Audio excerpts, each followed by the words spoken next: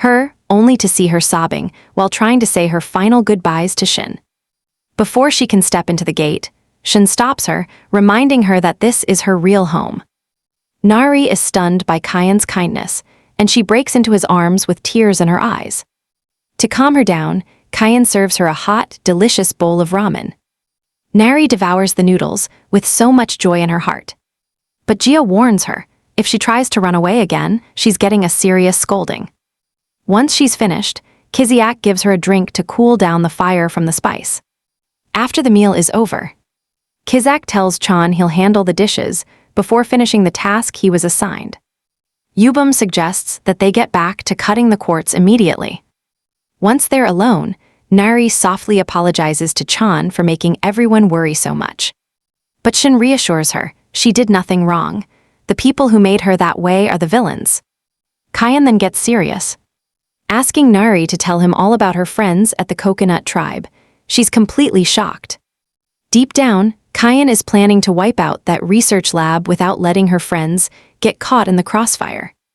Once Shin finally gets her to open up, she starts spilling every single detail that Shin was hoping to hear. With all that information gathered, Shin figures out that Kisak is the one who can lead him to the lab.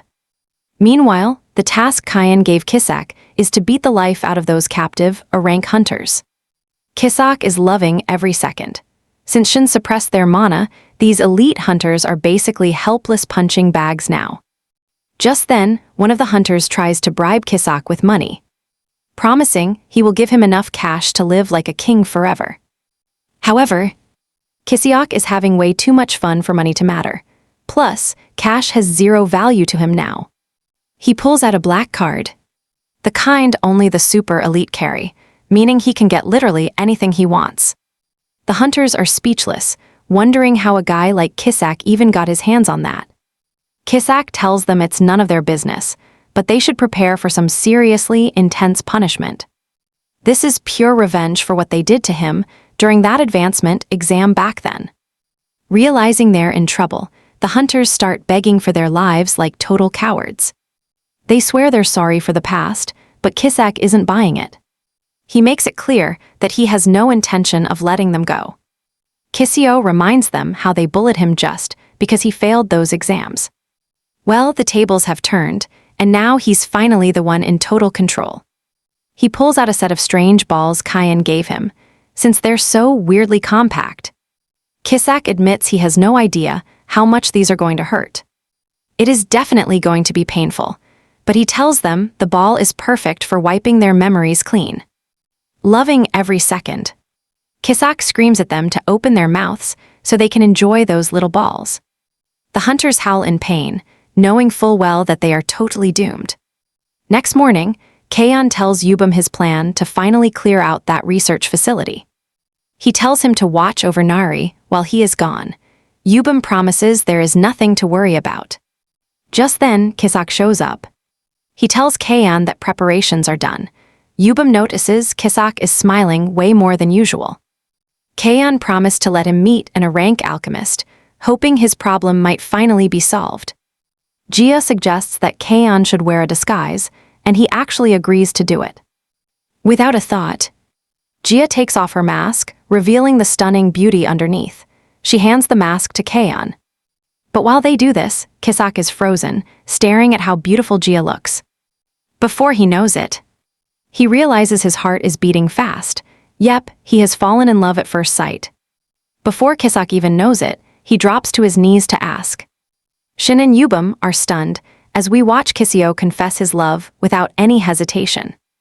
Gia is completely clueless. She has no idea what Kisio means by his type. She takes a quiet moment to really think about it. Finally, it clicks. She tells Kisio her type must be super flashy and able to dance. While she says this, all she can picture is a giant peacock. To finish it off, she reveals her type must have plenty of feathers.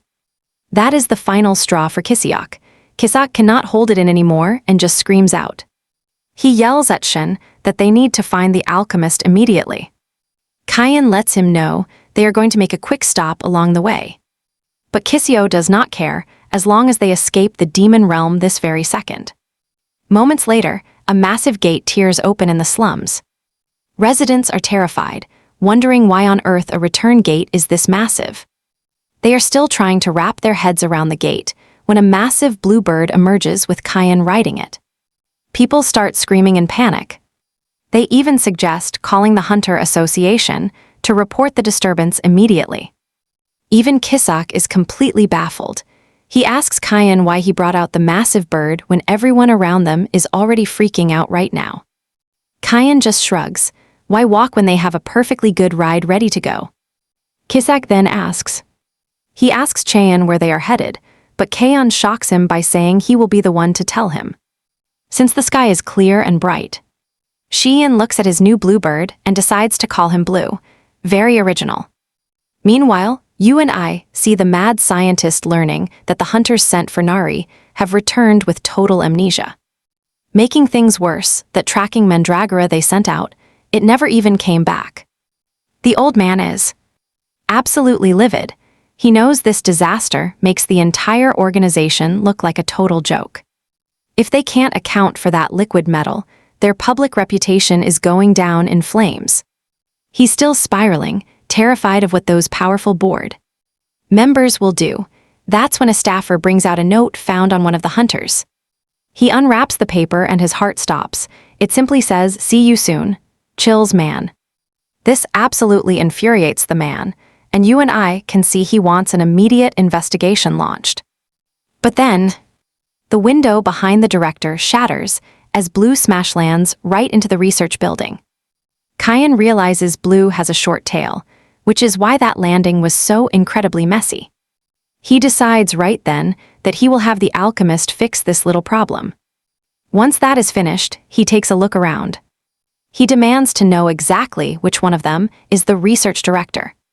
A few minutes before arriving at the laboratory, Kisak had explained exactly where they needed to go.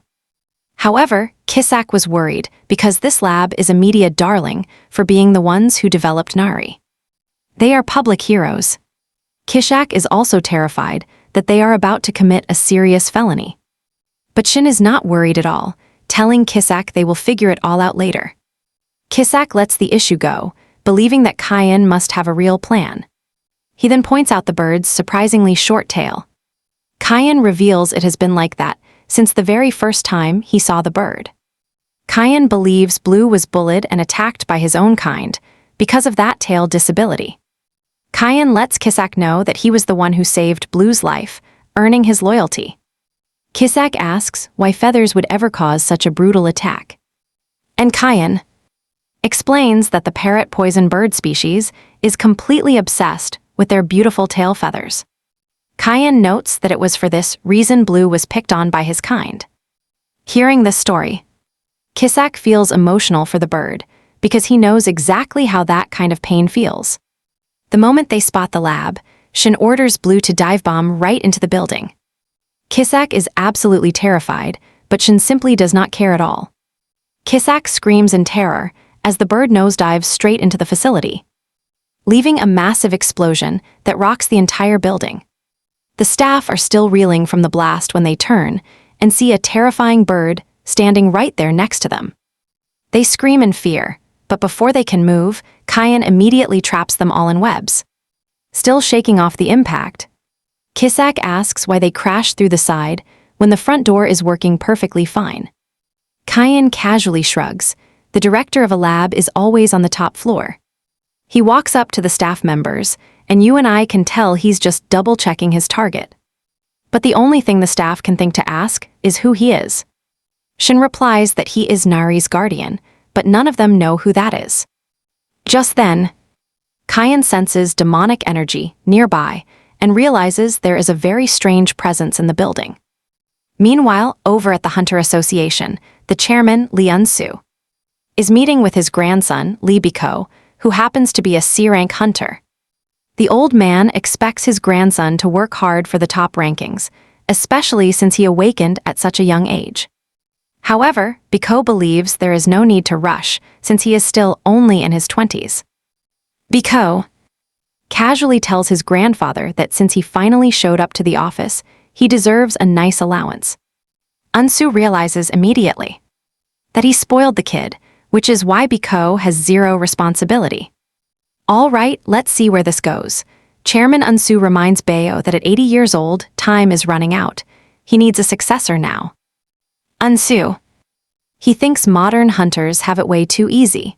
They only risk their necks for a fat paycheck, totally ignoring the actual heart of the hunt. Not only that, the entire Chimera research project actually began with one goal: keeping hunters safe while they were out on missions. But getting a Chimera hunter costs a fortune.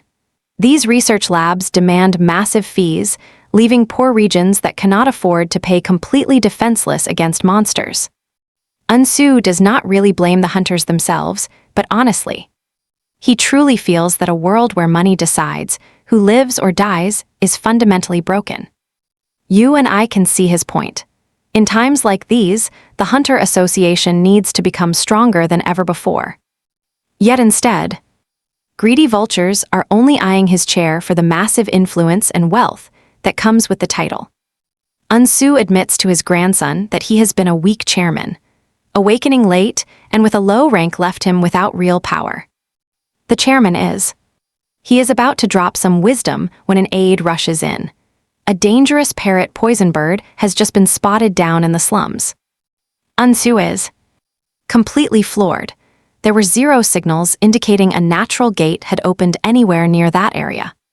The chairman asks if any local hunters have responded to the threat, hoping someone stepped up to help. But the answer is a big fat no. Not a single hunter is willing to move. Sadly, the chairman is not surprised. The slums are ignored by the elite, so nobody cares if people there are in danger. He immediately orders his staff to contact every single Chimera research lab nearby. He is actually planning to go himself. Seeing his grandfather gearing up for battle, Bayo insists on joining him. Meanwhile, Kyan has cornered the director, the creepy guy he sensed lurking around when he first raided the lab. Suddenly, the director melts into liquid metal, leaving his own staff absolutely horrified. Nobody can believe it. The director himself was a secret chimera this whole time. Furious that Kyan ruined his business, the metal monster lunges forward with one goal: total assassination. Kyan effortlessly dodges. He realizes this sick director actually performed those twisted experiments on his own body. As they clash, Kyan manages to force a telepathic link with the director, Mongdu. Right then, Kyan tears right into the deepest parts of Mongdu's twisted mind. He sees the horrific experiments being done on innocent children. Kyan snaps instantly, no more playing around with this monster. He grabs him furiously, demanding to know if he really kidnapped kids just for his sick research. Mongdu just shrugs it off. He claims he was doing those kids a favor by taking them off the streets. He actually thinks he is a savior, which is just insane. This makes Kyan see red. He slams the director straight into the hard floor. Realizing he is trapped and cannot move an inch, Mongdu tries to turn back into liquid, but Kyan is not letting him escape that easily. Kyan looks him in the eye and promises to show him the true meaning of agony. He begins releasing a massive wave of mana, something far beyond anything Mongdu has ever witnessed. Seconds later, the director is screaming, begging for mercy as the pressure crushes him. But Kyan does not let go. He literally compresses the villain into a tiny ball of pure mana. Fight over. Kyan turns his cold gaze toward the staff. Now, he needs some real answers. They are the ones who will provide him with exactly what he wants. Fearing they might end up as mana balls like their boss, the staff quickly spills everything Cheyenne needs.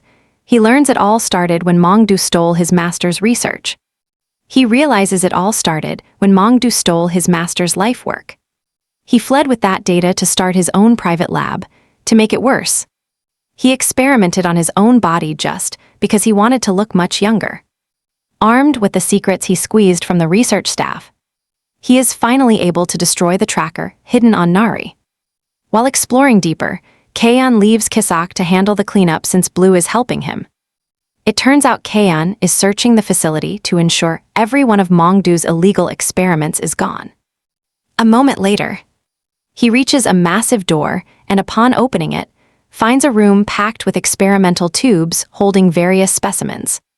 Even Gu is furious when he sees the sheer number of specimens Mongdu had hidden away. Gu asks him what he plans to do with the creatures inside those tubes. John fails to give him an answer, mostly because he is lost in dark memories of his own suffering in similar labs. While checking the specimens, Cheyenne suddenly senses another presence watching him from the shadows right behind him. He turns around and finds a chimera fox staring directly at him. Based on the scent, he realizes this chimera was actually Nari's old buddy. Cheyenne figures out the creature only showed itself because it caught Nari's scent on them. The fox approaches Shin and asks if he has encountered any other mechanical creatures. Cheyenne responds by telling the fox that Nari is living well in the demon realm. The moment the fox hears this news, it immediately breaks down in tears. It reveals it has been waiting forever for any word regarding Nari's safety. Recalling what Nari said before, Cheyenne knows this fox is her best friend. Cheyenne asks if others are left. Seeing he is not a threat, the fox calls for the rest to appear. Realizing Cheyenne is not an enemy, the fox signals for the other survivors to reveal themselves. Chimeras like a tree, an ant, and even a cactus slowly emerge. He asks if they are the only ones left, and the fox confirms all combat types were killed. The fox confirms the grim truth: every combat type was either killed or sold off. Since these chimeras have demonic energy inside, Kian realizes they will be able to survive just fine in the demon realm. Kian then opens up a massive gate for the chimeras to access the demon realm. Once finished, he sets the entire Hambit research laboratory on fire. Later, the chairman and his grandson arrive to find the entire facility engulfed in flames. It immediately hits him: the lab was the true target from the start, not the slums. Suddenly, Blue appears high above, leaving the chairman and his grandson in total shock. Shin checks in with Kisio to see if the cleanup is finally done. Kisio confirms everything is finished. Cheyenne is glad nobody died, as that could have triggered something very dangerous. However, Cheyenne made sure to give the witnesses pills that would completely wipe their memories. Looking down, Sean spots the chairman and his grandson watching them from below. The chairman is stunned to see Sean actually riding on a massive poison parrot. After thinking it over for a moment, Sheehan finally remembers exactly who that chairman is. Since Cheyenne knows he can trust him. All right, he picks up the mana prison ball and hurls it straight at the chairman. The chairman is absolutely stunned to realize Cheyenne used a legendary mana sealing technique. This only works when the target is way weaker than the person casting it. Other hunters rush in to help Unsu, but they quickly realize there is nothing left to do. They deliver a shocking report to Shin, revealing that Mongdu is actually a chimera. Suddenly, it hits Unsu what he is actually holding in his own hands. Once they finish clearing out the lab, Shin tells Kisak they need to head to the slums to find the man with all the answers. To keep the organization off his tail, Shin cooks up a simple plan. Back at home, Kim is fast asleep until a strange noise wakes him up. He opens the door and finds Cheyenne and Kyo acting like total robbers. Kim is totally confused and demands to know why Cheyenne just broke into his house. Cheyenne just grins and tells him it is finally time to head into the demon realm. Meanwhile, Yubam is busy explaining how the fence will work once that massive gate finally opens. The group thinks Sean is back, but they are in for a big surprise. It is just the fox and its chimera friends. Nari takes one look and bolts, leaving Gia wondering what happened. Moving fast now, Sasa charges toward the fox and its crew to show them exactly who is in charge. Surprisingly, one of the chimeras, the tree, just ignores Sasa and walks right past. The tree heads for the garden and seems to like it, but the owners are watching. The Mandrioras burst from the dirt to let this newcomer know they are the bosses here. Around the back, Jayan, Kishiak, and Kim finally return from the human world. Kim is completely floored when he sees the massive house waiting for them. This is the place Cheyenne built in the demon realm, and Kim is already thinking about its huge academic value. Right then, Shin notices Nari hiding behind a tree and realizes she still hasn't reconciled with her old friends. Chan tells the guys to stay put while he goes over to talk things out with Nari. Chan walks over to Jia to return the mask, telling her it was a pleasure to wear. Jia is happy to hear. She promises Shin that she will make a special one just for him. Chia asks about the chaotic garden brawl. Yubum explains the tree is trying to force its way in, but those mandrioras are definitely not backing down yet.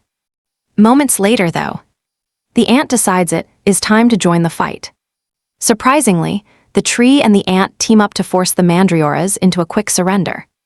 The tree grabs the ant and launches it like a catapult. But the metal mandriora counters with a brutal headbutt. The impact knocks the ant out cold, leaving the garden owners on top. Yubum loves their perfect teamwork. Jia is also impressed by the clever tactics the tree and ant used. Now that the garden beef is finally settled, Shin knows the next two who need to fix their past are the fox and poor Nari. It doesn't take long for the fox to track Nari down. The fox refuses to let Nari leave until she finally accepts a sincere apology. A flashback reveals Mongdu learned that Nari was refusing to join any rank battles. She was even ignoring direct orders back then. One scientist even believed there was something wrong with her entire personality. So the guy drops a bombshell. Nari was built for war, a combat chimera, but her heart, pure gold. And that's the problem. Because she's so kind, she just lets the others bully her without fighting back. Hearing this, Mongdu smirks. His twisted mind decides right then, if she won't fight, she just needs a little remodeling to fix that. He orders the scientists to pair Nari up with a group of weak, docile roommates. The plan, let her get comfortable, let her think she's finally found some real peace. Then, one of them has to strike. It ends up being the fox who attacks her, all because Mongdu wants to prove that betrayal is the only constant. Once she's bleeding, Mongdu leans in to whisper his dark truth. There's no such thing as a friend. He tells her straight up, kill them next time, or they'll be the ones finishing you off for good. But Nari refuses his lecture. Instead of turning into a monster, she just runs for her life. She still believes in them. The fox, the others, to her, they're still friends she can't hurt. Scientists try to block her path, but she breaks through and vanishes into the demon realm. Fast forward to today. Nari shifts into her true mechanical form before stepping out to face the fox. The fox is stunned. Why is Nari crying? It feels like it should be the one in tears here. Nari jumps into the fox's hands. Sobbing, she tells her friend how much she missed them all, promising she'll never leave them again. Meanwhile, Shin, Jia, and Yubum are watching the whole reunion unfold from the sidelines. Shin sees they've patched things up and nods. He suggests they head out. After all, the drama here is finally settled. But then Kim and Kyo chime in. They've been waiting exactly where he told them, nearly passing out from exhaustion. Shin's genuinely shocked they're still there. He explains. He only told them to wait because he wasn't sure if Nari would flip out at total strangers. Naturally, Yubum and Jia are confused. So, who's this Kim guy? Shin reveals he's an A-rank alchemist, the one who's going to help them break those pesky spells. With a massive, friendly grin, Kim introduces himself and immediately asks the siblings if he can, well, pluck a few of their feathers. Yubum and Jia are totally caught off guard. Kim just tilts his head. Is that going to be a problem? Yubum shrugs it off. He's fine with it, even if the whole thing feels a bit embarrassing. Meanwhile, back in the slums, Bangu is busy telling Park all about the massive bluebird that just visited their neighborhood. Park's been stuck indoors, so she's completely out of the loop on all the crazy bird action. Business as usual, Park brings Bangu a plate of roasted potatoes with some kimchi on the side. Bangu digs in immediately, thanking her between mouthfuls while raving about how amazing the food tastes. Park just smiles, telling him to eat his fill since there's plenty more where that came from. Bangu wonders why she isn't eating too, but she explains she already had her meal earlier. That's when Park leans in. She notices something's a bit off with Bangu and brings it up. Bangu says his body has been aching lately. He brushes it off, thinking he's just been pushing himself too hard. He's been taking meds, but the results are meh. He's still feeling these weird chills, and it's been going on for 10 days now. Park's eyes widen. Hearing that, she realizes Bangu might actually be going through his awakening symptoms. See, Bangu is 17 years old. And since these symptoms hit in the late teens, the timing is, honestly, perfect. Bangu just laughs it off. He thinks a trash background means zero chance of ever awakening. Park disagrees. Awakening does not care about your bloodline. Bangu still expects the worst. Even an awakening would be useless. Park just slams a stack of cash. She tells him to take the money and head to the Hunter Association and get himself tested properly. She believes in him. Maybe he really is a hunter. Bangsu is honestly so grateful. He thanks her like an old grandma, but she shuts that down immediately. Back in the demon realm.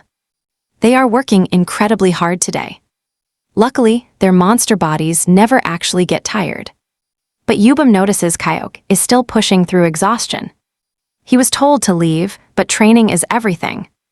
A short while later, Kyan calls a meeting for the whole house, while Kim works on Blue's tail feather repair.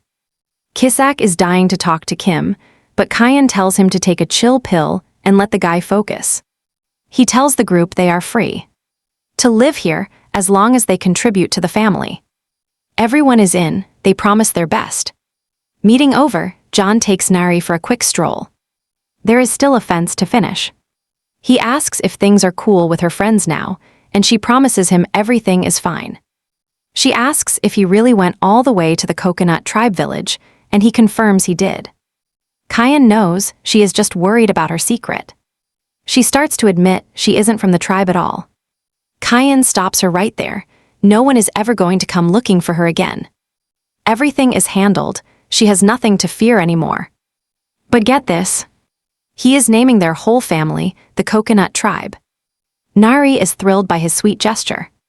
Once they get back, Nari immediately announces to the whole group that they are officially the Coconut Tribe.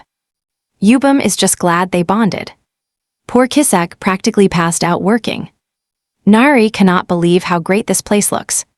She and the fox celebrate like little kids do. Then Blue comes flying in, crashing into Cheyenne. He realizes Blue is just a baby and a giant body. Wait, that tail looks completely fixed now. Kyan is shocked. Kim says the healing was super fast. That red moss from earlier worked like a charm. Kim, that moss has incredible healing properties. It is actually used in some of the most expensive, high-grade potions. That a minus-rank alchemist skill is something else. And Kisio is just. All right, you and I are watching Kisak get absolutely floored as he begs Kim for help with his baldness. Kim reveals he has actually been working on a secret. He has been perfecting a hair loss cure for 10 years, the holy grail every alchemist dreams of conquering. Kisak can barely believe his ears. Kim promises to share the remedy as soon as the final development stage is complete. Kissy. He drops to his knees instantly, swearing to do absolutely anything Kim asks of him in exchange. After dealing with Kiziok, Kim turns back to Yubam and Jia, finishing his deep analysis of their unique feathers. Based on his findings, this magic circle is no joke. It is an ancient, complex seal unlike anything Kim has ever encountered in his studies before. He mentions that a solution might be possible, but only if he can get his hands on massive amounts of Mandriora fruit. Right then and there, Kyan speaks up, asking if he means those strange red fruits. Kim is shocked. How on earth does he even know what a Mandriora fruit is?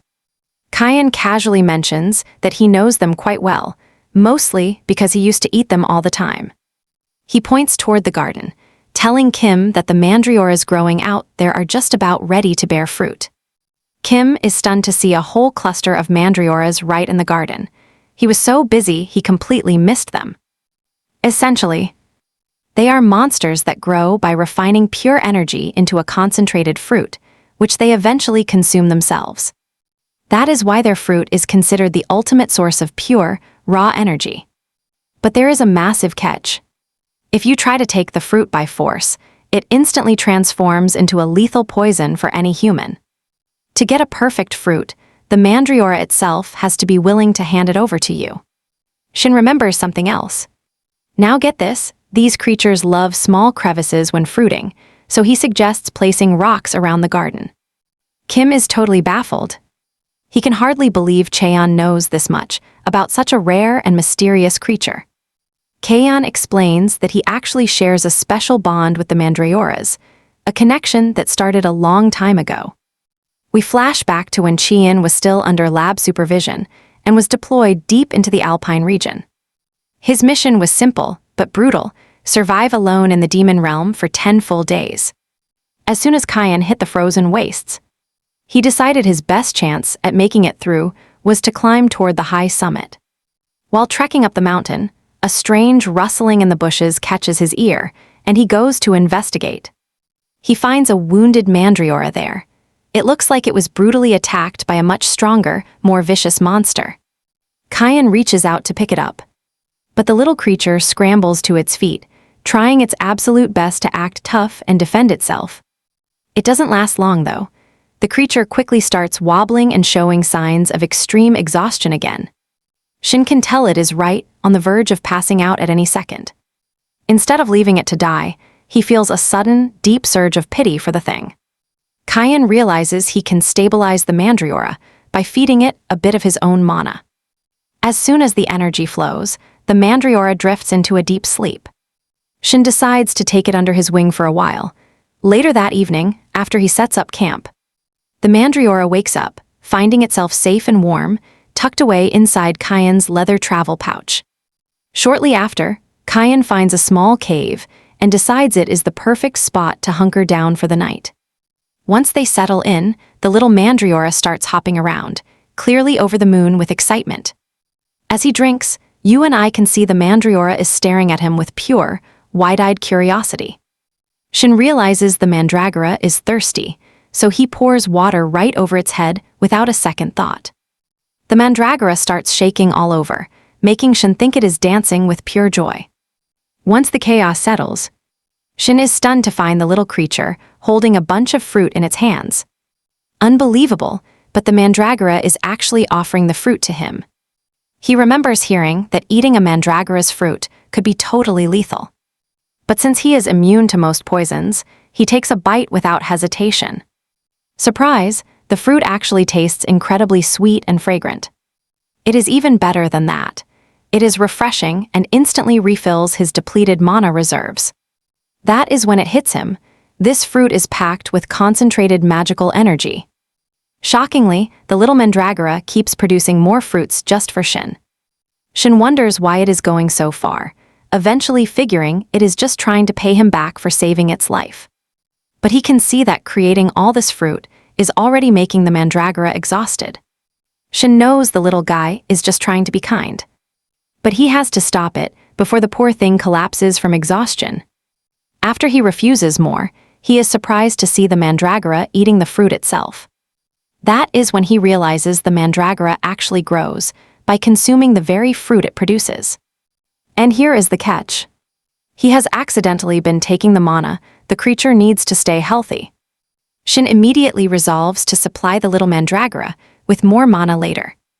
When it is time for bed, the Mandragora ignores the rocks and curls up on Shin's lap. Shin is truly touched by its sweet nature. This alpine journey is definitely not going to be boring. He realizes that as long as he stays in this frozen region, things will never be boring. Moments later, monsters gather at the cave entrance, drawn in by the smell.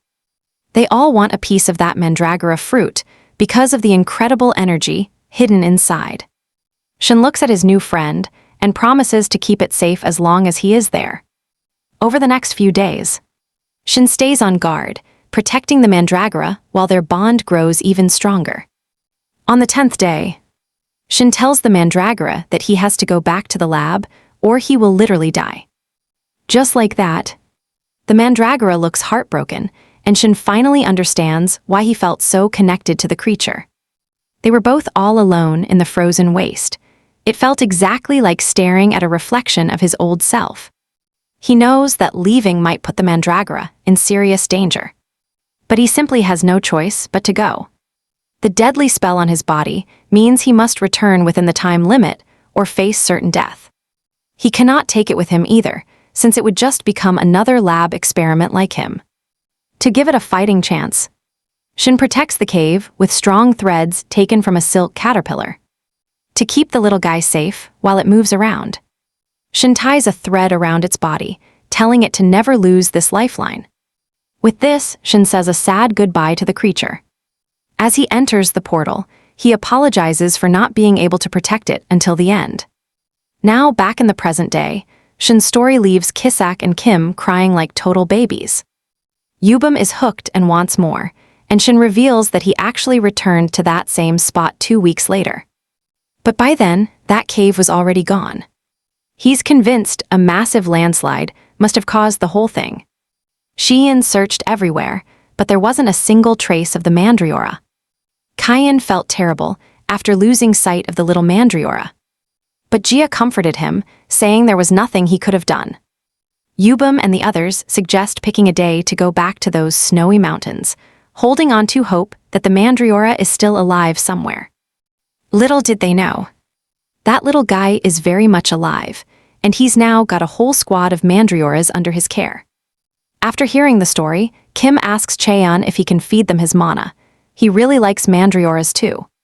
Kyan actually agrees to it, saying they're probably starving since he's been way too busy building the fence to feed them. But Kyan asks if he'll really be okay, since these Mandrioras are totally different from the ones in the human world. Kim nods, agreeing that Kyan has a solid point there. But at the same time, he really wants to see them for himself. Deep down, Shin is worried. Those Mandrioras have a truly massive appetite for mana. And on top of that, the Mandrioras are already used to the huge amounts of mana he's been feeding them.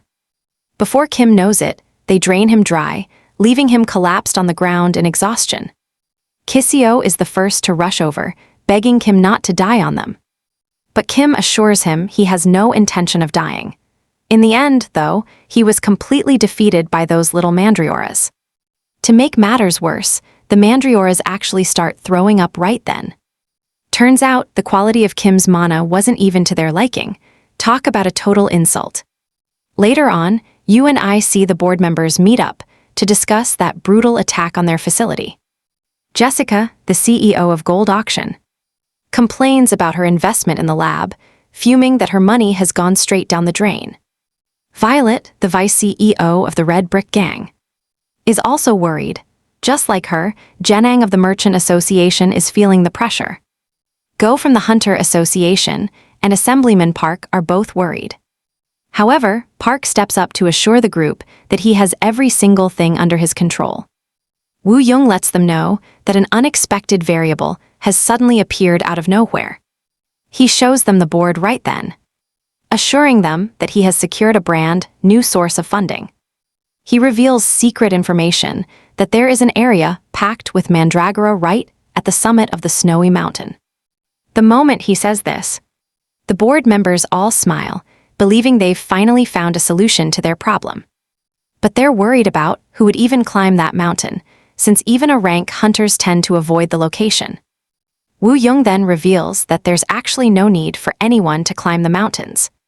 He tells his comrades to hire as many hunters as they can for the mid-slopes.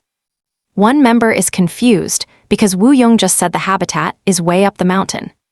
Woo Young just smiles evilly, saying that a powerful transference ability user has suddenly appeared to help them out. Woo Young adds that this user arrived at just the right time. It turns out the transference user is none other than Bongo, who just recently awakened. A bit later, those rank hunters begin their journey into the habitat. It's smooth sailing, and you and I can thank Bongo's incredible ability for that. Bongo is the literal key to this entire expedition, so naturally, he is the most guarded member of the squad. A hunter asks how an F-rank weakling like Bongo even made it through the gate in the first place. His buddy reveals the leader uses amplification magic. The second he hears that, the other hunter completely freezes up. He is horrified. Using amplification on an F-rank awakened is basically a death sentence. He can't believe Bongo actually agreed to something so dangerous. But here's the dark truth. They are using a puppet ability to control poor Bongo. Since Bongo is just a nameless kid from the slums, the higher-ups treat him like he is totally disposable. Soon after, the leader calls a halt and orders his puppeteer to put Bangu to work. Bangu is forced to drain his entire mana reserve just to get the team to the mountain peak. The Mandrioras are caught completely off guard when a group of hunters invades their home. Because the task demanded every last drop of his energy, Bangu collapses the very second they finally reach the mountain summit. The leader orders the mission to start immediately. They cast a massive net over the Mandrioras to trap them all in one go. But luckily, their leader, Kyan's old friend, is still awake. He orders the free creatures to liberate their brothers from the trap. The Mandrioras spring into action immediately, clawing at the net to tear it into pieces. To the other hunters, they think the Mandrioras are just eating the net, but the leader explains they are actually consuming the mana to destroy the whole thing. Right then, one of the team members, a guy who doesn't use mana, decides to take matters into his own hands. He charges the Mandriora king, ready to crush him, but just as he is about to land the blow, a massive punch from Xian sends him flying through the air. Xian has arrived just in time. The hunters are stunned to see a stranger attacking them out of nowhere. They start panicking. Could their top secret information have leaked to another rival guild? Xian unleashes an angry aura so powerful, it forces the hunters to their knees. Right behind him, the Mandriora king is smiling. He finally found his old friend after all these years. Watching from above, Jia and Yubum keep a close eye on the whole situation. They are shocked to see such a massive horde of Mandrioras gathered in one spot. No wonder those hunters came all this way. Suddenly, they notice Kyan interacting with one of the creatures. They look closer and spot a silk caterpillar thread on the Mandriora. They realize right away, this is the same Mandriora Kyan met when he was 15. Kyan is shocked. The Mandriora actually remembers him. Even after all this time, the creature jumps right into his arms. Kyan pats its head just like a happy puppy. Kyan looks around, realizing his little buddy has become the king of the entire pack. The Mandriora stands on its tiptoes to show off how tall it has grown, and Kyan laughs. His friend hasn't changed one bit. Jia and Yubum. They finally descend, and Jia reminds Kyan that he promised they would find this Mandriora. Yubum asks Kyan if he plans on taking the creature back to his garden. Though Kyan would love to do that, he doesn't think it's right. His friend has already found a home where he's happy. Yubum then asks what they should do about those hunters who came to kidnap the Mandrioras. All right, you and I are dropping into the chaos, where Shin sees Bong Su lying face down in the snow. Kyan. He lunges forward to pick him up, demanding to know why Bangu is even in this place. Yubum is stunned. A young kid like Bangu surviving in the demon realm makes no sense. That is when Kyan reveals the truth. Bong Su was the one who saved him in the slums. Jia speaks up, sensing something strange. She can feel the residue of a transference user inside Kyan. Plus, Jia points out the mark on Qian's arm. It is an amplification spell. Each bar represents one day. But looking at the way Jia sees it, she is certain Bangu won't last 3 days. Qian gently lays him down, covering him with his own jacket. The realization hits Shin like a truck. That team leader forced this amplification spell on poor Bangu. And worse, the puppeteer is right there too. Kyan is livid. These hunters wanted mandragoras but were too cowardly to climb themselves. To save their skins, they kidnapped a kid who had barely even awakened his powers. The team leader realizes instantly, Cheon is on a completely different level and they cannot even dare to fight him. He tries to play it with a bribe, telling Shin he will give him some mandragoras if that is what it takes to leave. This just snaps something in Chan. He grabs the guy and slams his head into the frozen ground. Kyan is disgusted. These hunters thought they could just use and discard a slum kid like he was absolutely nothing. As Kyan keeps talking, a terrifying aura begins to bleed out of him. The hunters realize right then they are basically dead men walking. Since they were fine with killing Bongsu, Kyan lets them know he is fine with killing them too. But first, he is going to beat them into the dirt. Once Kyan is finished with the hunters, he sits by Bangu, remembering how the kid promised he was training hard to become truly strong. Bangu told Chien he wanted to be strong just like him because Kayan was clearly powerful enough to walk into the demon realm with nothing but his bare body. Now watch this. Jia arrives with Kim, who rushes to the boy's side with absolute terror on his face. Kayan tells Kim to stay focused. He will explain everything once Bangu is safe. He urges Kim to find any way possible to save the kid's life. Kim gets to work immediately, but after trying for a while, he realizes the situation is hopeless. Bangu has already burned through way too much of his internal life force. Even the most expensive, high-grade potions will not work to save him now. Kayan cuts Kim off. He is not giving up. There has to be a way. He starts carving an alchemy circle directly into the snow. Kim is speechless. It is an ancient design meant to extract mana and convert it into pure life force. But this kind of artificial extraction is forbidden because it is just too dangerous. Plus, it needs a massive amount of mana. One mistake, and there is no guarantee anyone survives. Kayan steps in. He tells Kim to extract his mana instead of the hunters. Kim is terrified, but Kayan stays calm. He has actually done this sort of thing before. Back when the lab still had him. He overheard them talking. They said his mana levels were completely off the charts. That is why they built this circle, to turn his infinite power into life. All right, Kayan figured they were just messing around. Looking at the circle, Kim admits it is actually expertly crafted. And he finally decides it is time to kick off the process. As the procedure begins, Kim pours his entire soul into it to ensure everything turns out a success. Moments later, Kim successfully extracts the mana into exactly what he needs. But as he tries to finish the transfer, the Mandra Gordos pounce, thinking he is launching an attack on Cheyenne. Kayan is forced to step in quickly, so Kim can focus on finishing the entire procedure. Once Kim finishes, he carefully pours the glowing potion into Bong Su's mouth. Almost instantly, the strange bars on Cheyenne's arm begin to fade and disappear. Kim notes with a smile that Bong Su's breathing has finally returned to normal. Kim excitedly shouts that the process was a total success and Bong Su will live to see another day. On the other hand, Kayan feels a bit conflicted. Bong Su only survived because of those horrific experiments he once suffered through. A truly bitter irony. Kim explains that Bong Su still needs some serious rest to recover.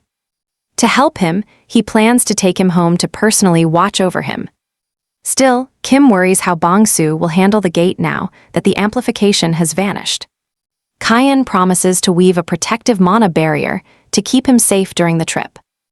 Beyond that, since Kim warned that this dangerous alchemy circle shouldn't fall into the wrong hands, Cheyenne explains to Kim that he will erase his memories and the hunters, too, so that no one remembers what happened. Kim agrees instantly. He would rather forget those terrifying moments and just move on. Suddenly, it clicks that Cheyenne mentioned a plan to harvest all the hunters' remaining mana. Kayan confirms this, telling Kim that he needs to extract their mana as punishment for their crimes before they cross the gate. He suggests that Kim officially demote them to D-class. Surprisingly, Kayan tells Kim to just discard their mana after extracting it. To make things even sweeter, Cheyenne reveals he won't be erasing the hunters' memories at all. Instead, he is sending them back to the human world, with their minds completely intact. Kayan knows people rarely change, and he wants them to live with the memory of the shameful things they did. Then, Kayan realizes it would be a total waste to just send them back home like that. He decides he will put the hunters to work building a research lab in the demon world. Yubam is shocked, but Cheyenne points out they can survive a few more days even as D-class hunters in this realm. Kayan thinks a private research lab would be perfect for Kim to work without any stress. Kim jumps for joy at the news and rushes off to get everything ready. Kayan admits to Yubam he is only building the lab so he can push Kim to work even more efficiently now. Kayan warns Yubam to stay alert and keep watching those hunters, as they won't just stand by while their mana is being drained away. Yubam agrees to handle it, but asks where the master is heading off to now. Kyan explains he is taking the Mandraora leader and the pack back to their home. Minutes later, they reach the summit thanks to Blue's incredible flying speed. Kyan releases the mandras from the bag, and he can see just how thrilled they all are. After releasing all of them, Kyan realizes it is finally time to say goodbye. But Kyan reassures the Mandragora, promising to come back and visit often. Right then, the Mandragora signals for Kyan to follow him deeper. Kyan is shocked to see the creature leading him toward the opposite end of the habitat. Surprisingly, the Mandragora brings him to an old cave that has been perfectly cleaned up. Looking around, Kyan realizes this cave must be the Mandragora's secret hideout. It shows him the exact crevice where it first grew that fruit for him. Suddenly, the rest of the Mandragora pack begins filing into the cave. Kyan assumes they came searching for their leader, worried that it had gone missing. Unexpectedly, the leader approaches another Mandragora and places the symbol of leadership on it. The very moment it does, the other Mandragoras begin tossing their former leader high into the air. That's when it clicks for Kyan. His little friend just stepped down as the pack leader. Kyan is stunned that the creature would give up everything just for him. When he asks if it's really okay, the Mandragora simply flashes him a massive grin. Seeing its happiness, Kyan decides not to argue and respects the creature's brave choice. Later on, Bangu wakes up and nearly has a heart attack seeing Yubum staring him down. To make things worse, Jia's terrifying mask nearly scares Bangu to death as she welcomes him to the demon realm. Completely rattled, Bangu turns away to try and wrap his head around this insane situation. He recalls visiting the Hunter Association in Silver City to finally get his awakening status checked. After receiving the news that he hadn't actually awakened, he left the building relieved, eager to head home and share the news with Park. But on his way back, he met a hooded man, the puppeteer. The man congratulated him on becoming an awakener and handed him a soda to celebrate. Bangu drank the soda without a second thought, falling straight into the puppeteer's sinister trap. Remembering that moment, Bangu is furious, realizing how easily he was exploited. A few moments later, Kyan makes his return and notices that the hunters have already started building the new laboratory. He's surprised by the progress, and Yubum explains the mana extraction went incredibly fast. Because of that efficiency, he immediately ordered them to get started on the lab work. The crew is split in two, one side gathering resources while the other levels the ground. Kyan is quite pleased. Seeing the hunters so obedient is a relief, as he expected them to be stubborn. Yubum then reveals that Jia was the one who schooled them, ensuring they always stayed in line. During the intense extraction process, the hunters can't help but complain about losing all the mana they spent 20 years collecting. The puppeteer is also fuming about it. He asks the team leader if they're really just going to sit back and take this. The team leader is forced to remind him they are completely helpless against two literal disaster-class monsters. The puppeteer planned to start a revolt while Kyan was away, but Jia quickly kicked some sense into him. Jia bluntly tells them that even if they all worked together, they wouldn't stand a chance. She makes it very clear she doesn't forgive anyone who messes with kids. With that chilling warning, "All right, let's see this," she gives them a simple choice: hand over their mana quietly or die trying to act tough. Seeing that Jia clearly wasn't messing around, these hunters realize they have no choice but to surrender their mana. Kyan finally pieces together what happened, admitting that Jia is one scary woman. Yubum suggests that Kyan leave the lab construction to them while he takes care of other business. Kyan agrees, knowing Yubum is actually a natural when it comes to building houses. Kim pops up to report that he has already dealt with the hunter's mana. Kyan gives him a thumbs up for the great work, then asks about Bangu. Kim mentions that Bangu just woke up recently and is still in the middle of recovering. But he explains that Bongsu is still in total shock, asking if Kyan wants to visit him. Kyan immediately heads over to check on Bangu.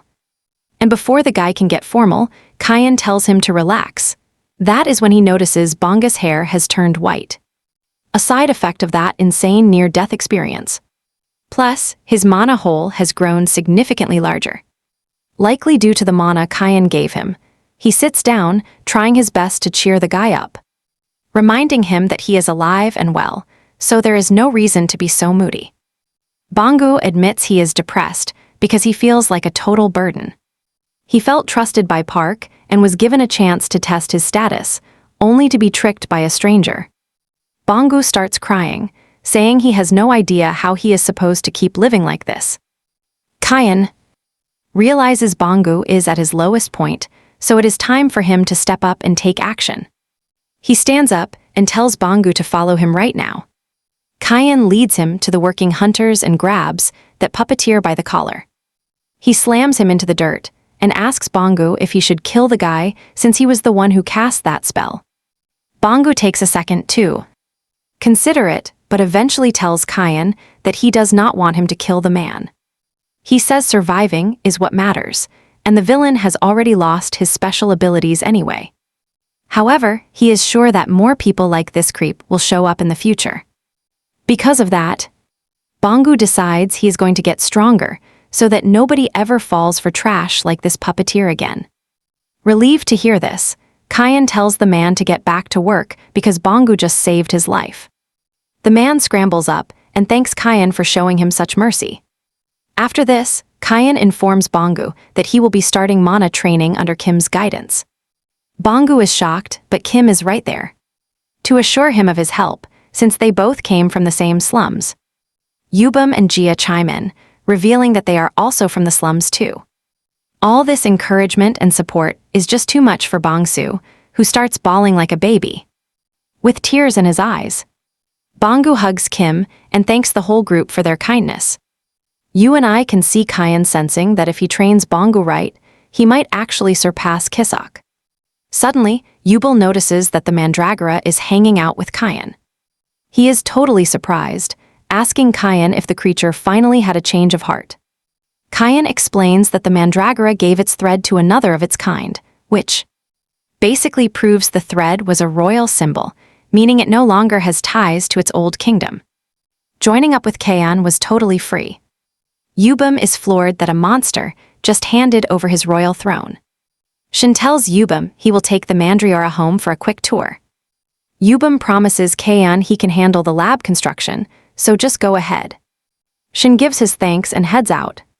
Once he is gone, Bangsu mentions how Shin has basically saved his life repeatedly.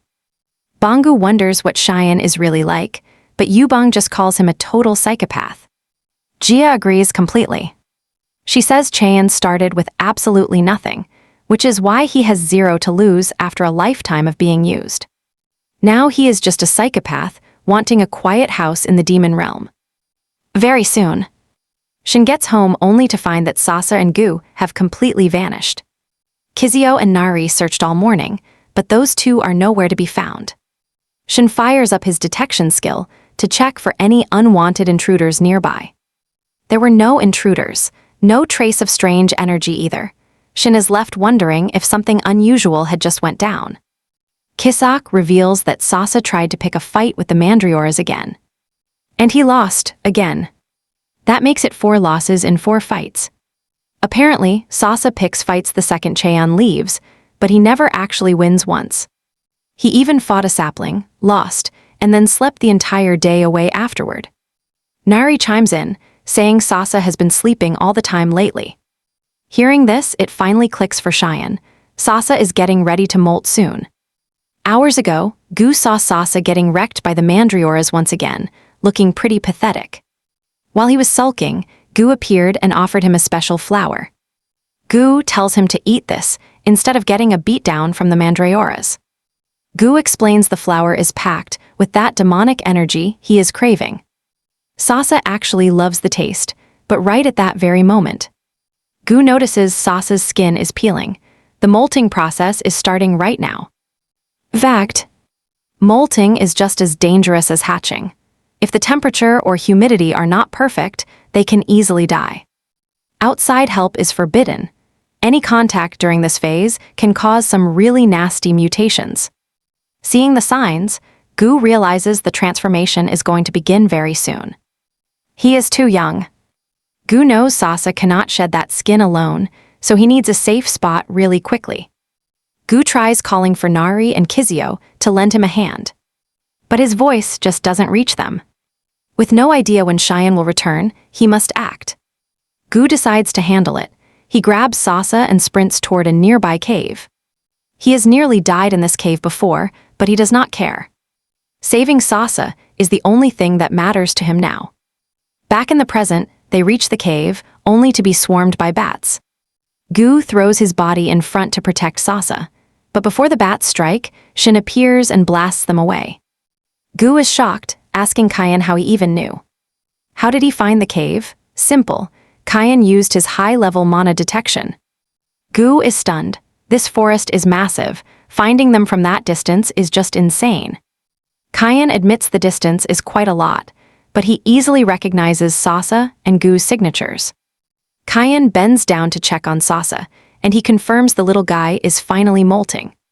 Since the area is safe, Kayan asks if Sasa is ready, and Sasa quickly finds a safe spot under a rock in the cave.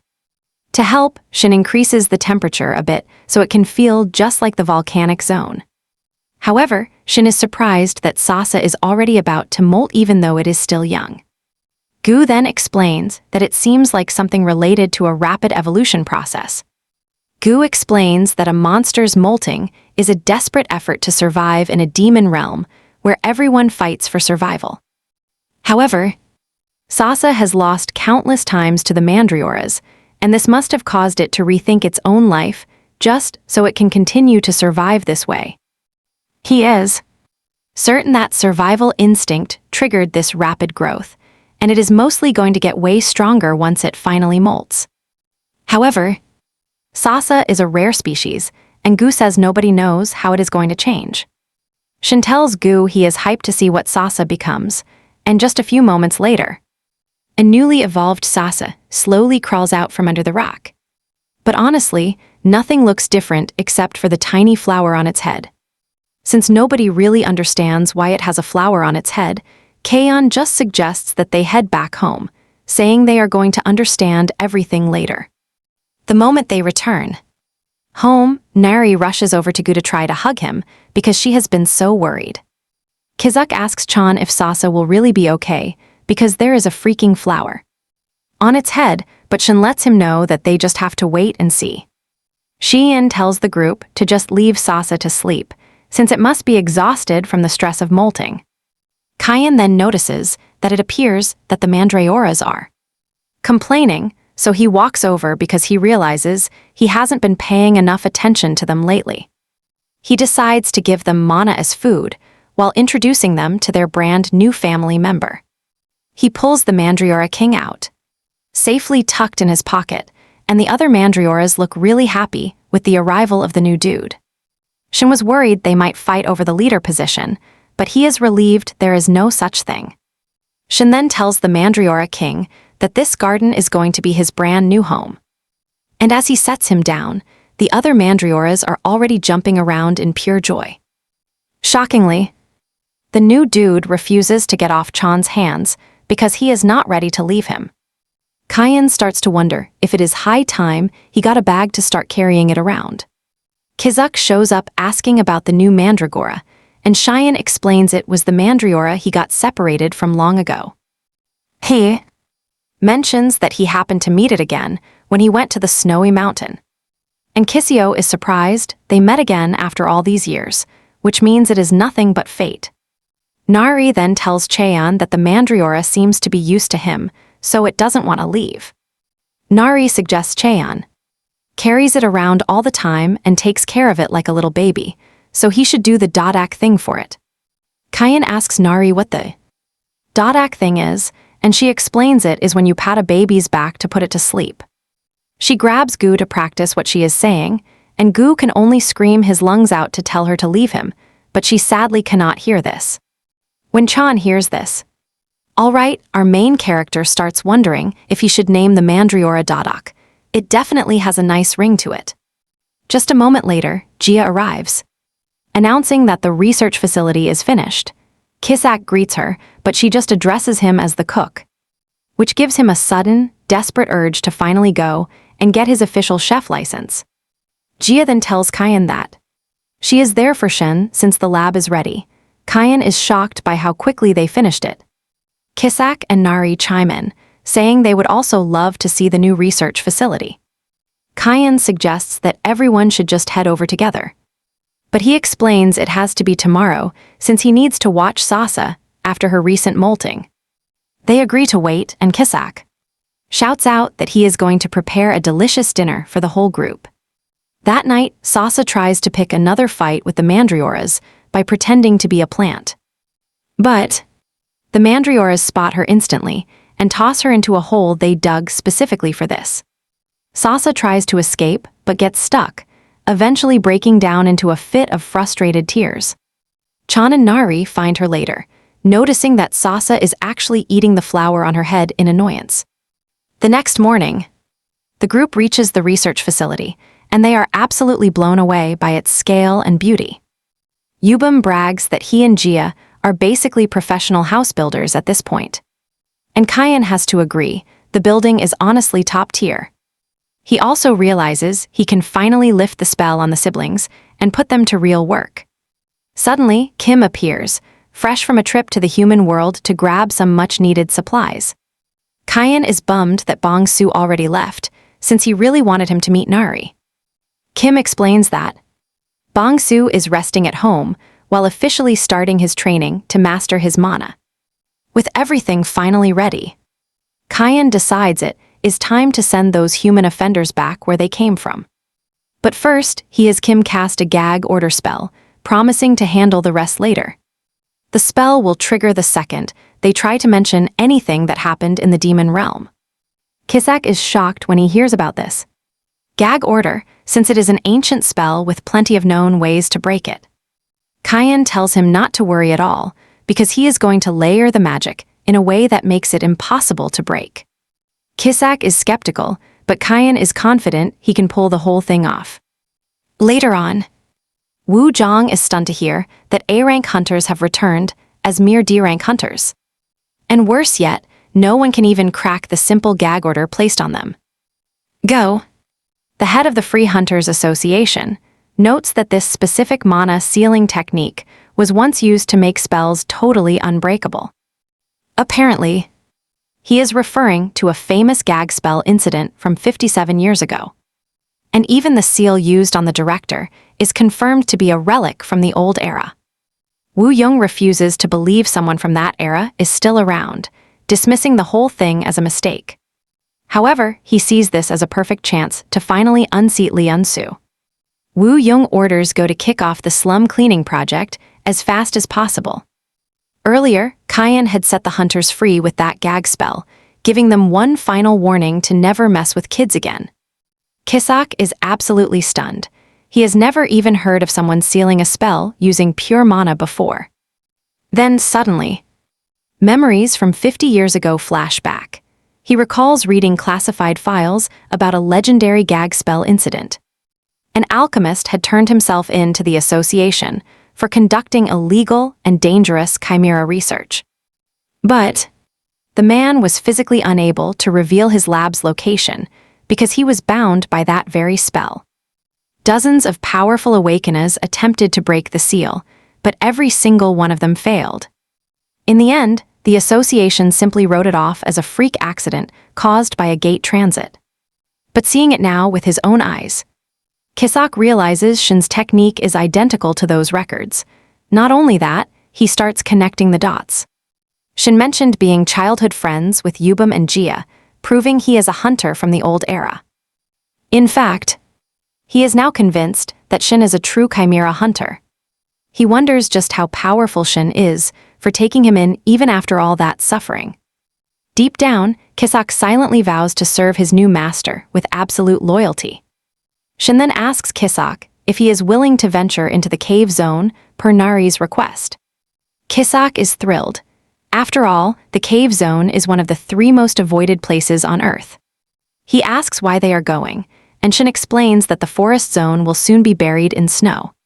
He tells the group they must start preparing for winter immediately. Kisak realizes the boss is making a very valid point. You see, the snow in this forest is known as the silent invader. On the surface, it looks no different from the regular snow found elsewhere. But the moment it touches a plant, a violent corrosive effect begins. During winter, the forest plants literally melt away. By spring, they grow back at an incredible speed. Nari completely freaks out at the news. Realizing this means their entire house is about to be dissolved and destroyed. Even Kisak panics. He is not ready to start rebuilding their base from the ground up. But Kim tells them to relax because the house is going to be just fine. He mentions a mushroom in the cave zone that prevents corrosion. That must be why Shin wants to go. Shin is impressed by Kim's knowledge, giving him credit for really knowing his stuff. He explains that the mushroom glows light green. If they apply its extract to the walls, the house should be safe. Out of nowhere, Kisak's nose starts to bleed. He realizes it is finally time for him to return to the human realm. Shin teases him about his perfect timing, just like their previous trip to the coastal zone. Kisak tries to defend himself, claiming it is not his fault, but Shin tells him to hurry back and get some rest. Shin then pulls out 2 mandrioras, asking Kim to check on them because they do not look very healthy at all. Though they are improving, their recovery is too slow, and their mana absorption is weaker than the others. Kim suggests they admit the plants to the research lab for a much more detailed examination. Right then, Kim produces a bottle of moisturizing cream, calling it an essential item for any professional alchemist. Since handling materials often leaves Shin's hands cracked, Kim suggests that this cream will help him. He assures him that he made it himself, using only the finest ingredients available. It is perfectly safe for Nari, and even works wonders on plants too. Plus, the cave zone is a bone-dry place, so he is positive this cream is going to be super useful. Shin thanks Kim for the gift, promising he will put it to good use. Gear ready, Shin tells Nari it is finally time to head out, and she is totally pumped. Right around then, Yubio and Gia decide to head back home to make sure that no unwanted monsters have moved into their place. Shin and Nari hop onto the bluebird, soaring off toward the mysterious cave zone. Nari wonders exactly where this cave zone is hidden, and Shin reassures her they will be there soon since it is close to the forest zone. She is confused though. Why did Kim say it was dry when most caves are damp and dark? Shin drops a hint. It might look like a cave, but it is anything but normal. And just like that, we are at the cave zone. With a confident smirk, Shin tells Nari it is time to start their big exploration. Stepping inside, Nari gets a bit nervous, asking if it is dangerous since the place looks empty. Shin admits it might seem harmless at first glance, noting that even a B-class hunter could usually handle it because the demonic energy density is lower here than elsewhere. But the real nightmare here is that the cave is a massive maze. He points out a fork in the path, explaining that the entire place is just an endless series of splits. Because of this, explorers eventually lose their sense of direction entirely.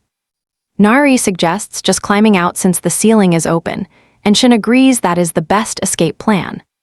That is, if you can even manage to climb at all. He explains the rock pillars are 50 meters high and way more slippery than they look, making them nearly impossible for almost anyone to successfully scale. On top of that, there is a weird phenomenon that suppresses an awakened person's special abilities inside. This means you can only tap into 10% of your actual power. And it gets even worse. Gates do not open easily here, which is why this place is famous for having the most missing people. Nari panics hearing about the disappearances and asks if they can just smash through the walls to escape. Shin tells her to go for it, and she delivers a massive punch to the rock wall. But all she gets is a sore hand and a tiny little dent in the stone. She worries that she has suddenly become weak, which Shin confirms is partly true. But he explains these rocks actually absorb impact like a giant sponge. Even crazier, ordinary rocks will eventually gain this property if they stay in the cave zone long enough. Nari is completely stunned by how many bizarre rules this cave zone has. Even Shin himself has only visited this place a handful of times, but he confirms to Nari that he has been here before. He reveals it was a long time ago, back when he was still known as Number 17. Back then he received a direct order to track down an alchemist in the cave zone named Kim Il-win. Il-win was Shin's personal researcher, so he is supposed to know the man well. Word is Il-win has been selling secrets to outsiders, and since he went in alone, there is a high chance he will end up dead if they do not find him fast. Alright, if the association tracks him down first, they are in for a world of trouble. The director orders Chan to bring Il-win back to headquarters immediately. But if things get too complicated, he is authorized to just eliminate him. Kaeyeon heads deep into the cave zone, finally cornering a completely exhausted Il-win. As he readies the cold finishing blow, he offers him some last words. Suddenly, Il-win reveals his wife is dying from a rare sickness. He has finally gathered the very last ingredient for her cure. This is her only hope. Il-win begs Shin to let him escape, or even escort him back to the human world. But Kaeyeon coldly reminds the dude that orders are orders, no exceptions. Yet Il-win knows Shin is not just a robot. As his personal researcher, he knows exactly what makes him tick. Il-win desperately pleads for his life, suggesting Chan could just lie. He could say he found him already dead inside this cave. Actually, he tells Shin he would even accept death, as long as he is allowed to finish the medicine. All he cares about is saving his wife. Even Shin is shocked by this man's unexpected devotion. He recalls the mountain of dead children from Il-win's experiments. Why were those kids expendable while his own wife gets to live? Il-win screams that she is his family. That one word, family, hits Kaeyeon like a physical shockwave. Right then, a terrifying insect monster looms behind Shin. Surprisingly, Il-win screams out a warning to save him.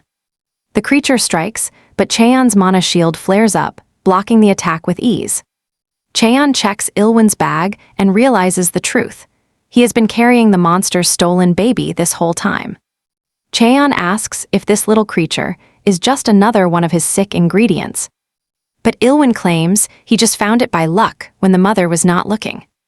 Il-win mentions that he does not actually need it for the medicine. But it will fetch a massive price on the black market.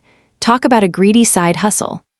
Before he can even finish, Chaeyeon simply tosses the baby back toward its mother. Il-win is absolutely livid. Screaming about why he gave it back, Chaeyeon just shrugs. The mother came looking for her kid.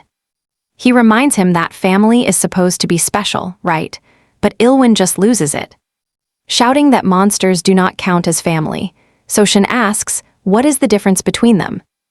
To be honest, Shin thinks that monster is actually the better being here. At least it cared to save its kin.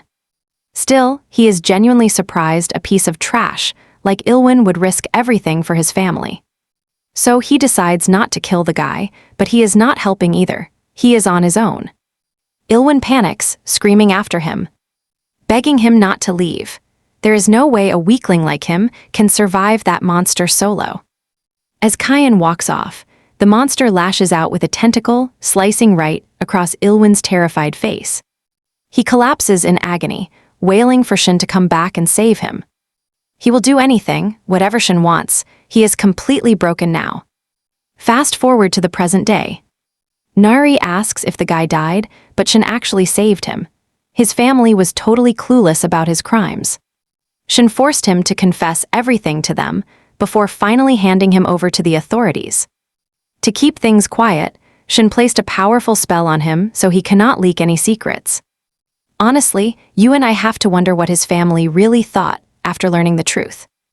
Right then, Dodek gives Shin a strange look, prompting Nari to mention that the little guy is actually worried about him.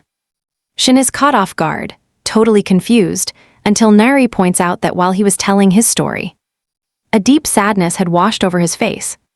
Nari admits she almost reached out to comfort him, and she's certain that Dodek was feeling the exact same thing. Shin is surprised by how random these two are, but honestly, he can't deny that it feels pretty good. A bit later, they finally stumble upon the mushroom stash. And Nari is floored by the vibrant colors. Still, she's confused since mushrooms usually thrive in damp, wet environments. But Shin reminds her that he did say this cave zone follows its own set of rules. Rather than just being a dry place, it's as if something is aggressively sucking up all the moisture to keep the area bone dry. Because moisture flickers through the air, these dormant mushrooms never miss their chance to suddenly bloom. The pair starts harvesting, and in no time, you and I see they've collected a massive pile of them. Suddenly, Nari notices Dadak acting strange, and Shin realizes immediately that the air has become way too dry. Luckily, he's got the perfect solution, the special moisture cream that Kim had gifted to him a while back. Shin pulls out the jar and slathers the cream onto Dadak, whose entire body immediately starts to glow. Shin is genuinely impressed by how well it works, as Dadak instantly becomes refreshed and hydrated again. Plus, the little guy absolutely loves the stuff, basically demanding that Shin keep the cream coming. Seeing just how much Dadak enjoys the treatment, Shin decides he'll definitely have to ask Kim to whip up some more once they return home. Nari asks what the Mandriora's name is, and he tells her he's decided on naming it Dadak. By the time he's finished, Shin has used half the jar just to get Dadak to finally drift off.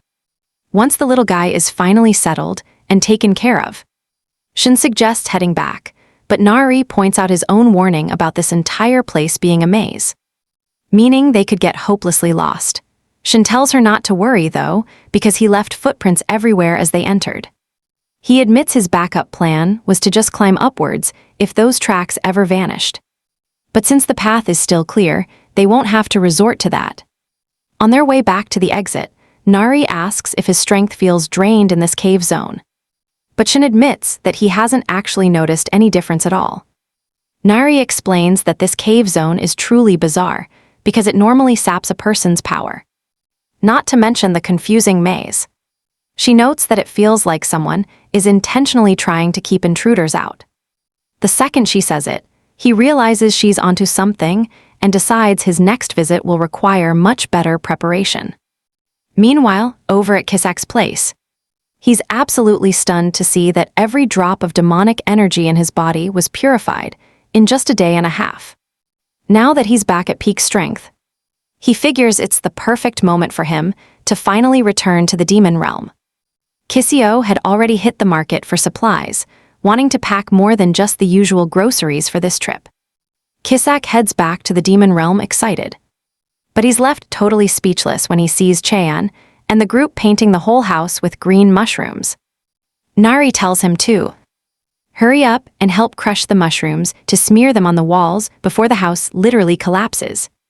Kisak is pretty let down by their messy technique, since he expected them to apply it much thinner. Moments later, Kim arrives on the scene, completely stunned to see they actually retrieved the mushrooms from the dangerous cave zone. He knows gathering that many mushrooms couldn't have been easy, given how treacherous that place is. But Shin just shrugs it off, claiming it was actually quite simple. Shin then shifts gears, asking about that massive discovery Kim mentioned earlier.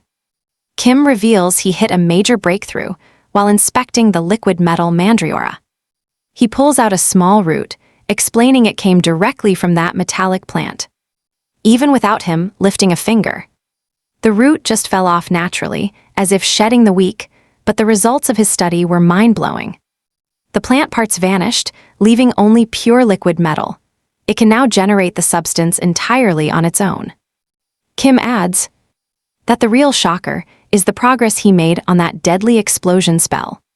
He found success by mixing the liquid metal with a specialized dismantlement formula. Simply put, while he can't delete the spell yet, he can temporarily freeze it from activating. Shin immediately asks exactly how long this restriction will actually last. He confirms it lasts 72 hours. That means for 3 days every single week. Yubum and Jia can finally exist in the human world without any danger. The siblings are absolutely floored by the news, and Yubum even starts crying tears of pure joy. Neria is surprised to see Yubum crying and asks what's wrong, but he quickly explains he is just overwhelmed with happiness. Now that they're ready, Shin suggests they wrap things up here and all head back to the human realm together. Yubum is shocked by the sudden move, but Shin reminds him there is no reason to delay any longer. Narya cheers. But Kim explains he has to stay behind to supervise some ongoing business that needs his direct attention. Before they go, Kim tells Shin to drop by and visit Bangu for him. He promises to hand over the correct address before they leave. Jia worries about her strange outfit, wondering if she'll stand out too much in the human world. Her brother just laughs, telling her to worry about taking off that mask first. Shin realizes right then that he will definitely need to buy these two some new clothes once they arrive. He wonders if that shop Bangu mentioned is still open. Not long after, they head out. They finally make their way back to the human world. Shin heads straight to Bangu's place to see how he is holding up. He asks how life has been, and Bangu confirms he is doing great, all thanks to Shin and the others. Bangu turns his attention to Yubum and Jia, who have finally shifted back into their human appearances. Still dressed in their odd gear, the siblings are absolutely stunned by how much the world has changed. Meanwhile, Cassio is rocking a hideously ugly hat, when Narya asks what the deal is with the headwear. He just snaps back, asking if she is actually serious or just trying to mess with him. Bangu is completely overwhelmed by the sight of everyone together. To him, it feels like a big family just taking a stroll through the neighborhood. Shin asks the siblings how it feels to be home after all this time, and they can't hide their joy.